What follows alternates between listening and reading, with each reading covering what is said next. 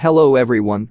Did you know that the latest trend in optimization is the tight fusion of artificial intelligence, or AI, especially large language models and deep learning, with traditional optimization methods to create hybrid intelligence solvers that can learn problem structure, automatically generate constraints and heuristics, and adapt in real time to complex data-driven environments?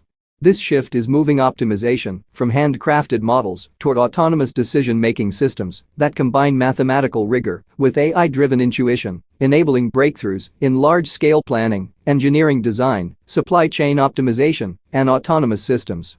What do you think about this latest trend in optimization? Please let me know by leaving a comment.